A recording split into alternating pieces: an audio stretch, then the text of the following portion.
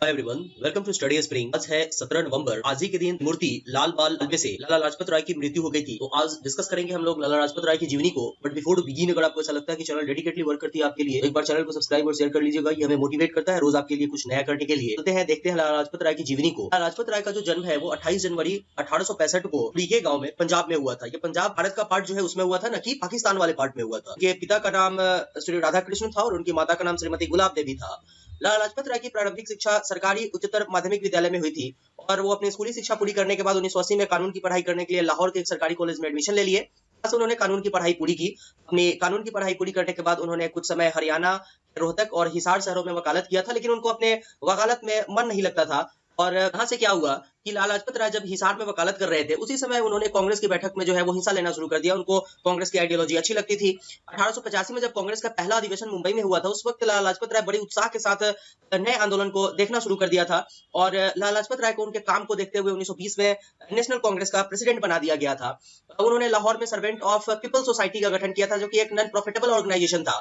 इसके बाद ब्रिटिश सरकार देखी कि लाला लाजपत राय बहुत फेमस हो रहे हैं, उनको अंग्रेजों को लाला लाजपत राय से डर लगने लगी। 1921 से लेकर 1923 तक मांडले जेल में उनको कैद करके अंग्रेजों ने रखा, केवल इस कारण से कि लाला लाजपत राय अपनी एक्टिविटी को कंटिन्यू नहीं कर सके। और ये जो चाल था वो अंग्रेजों को उनके ऊपर उल्टा पड़ गया। यहाँ पर क्या हुआ कि अंग्रेज जो है वो ये समझते थे कि इनकी पॉपुलैरिटी ज्यादा है, बट ये नहीं समझते थे कि लोग का अट्रैक्शन इस तरीके का है। बाद में लोगों ने प्रदर्शन करना शुरू कर दिया और उनको जेल से रिहा करना पड़ा अंग्रेजों को। इसके बाद देखते हैं, अमेरिका में उन्होंने इंडियन होम रूल लीग की स्थापना की थी। इसके अतिरिक्त यंग इंडिया नाम का जो जर्नल था उसका प्रकाशन भी उन्होंने शुरू किया। ये वीवीआई है, आपके एग्जाम में रेगुलर पूछने वाला क्वेश्चन है ये। उन्होंने पंजाब नेशनल बैंक और लक्ष्मी बीमा कंपनी की भी स्थापना किया था। उनके द्वारा लिखी गई किताब जो आपके एग्जाम में पूछे जाते हैं वो है history of Arya Samaj, the problem of national education in India, Swaraj and social changes, happy India. ये भारतीय राष्ट्रीय कांग्रेस के गरम दल के एक प्रमुख नेता थे, जो कि लाल बाल पाल में से जो है वो लाल के रूप में, मतलब लाला लाजपत राय के रूप में जाने जाते थे। इनको त्रिमूर्ति कहा जाता था और यही त्रिमूर्ति जो था वो सबसे पहले पूर्ण स्वराज्य की मांग किया था। बाद में समूचा देश जो है वो पूर्ण स्वराज्य की मांग करना शुरू कर दिया था।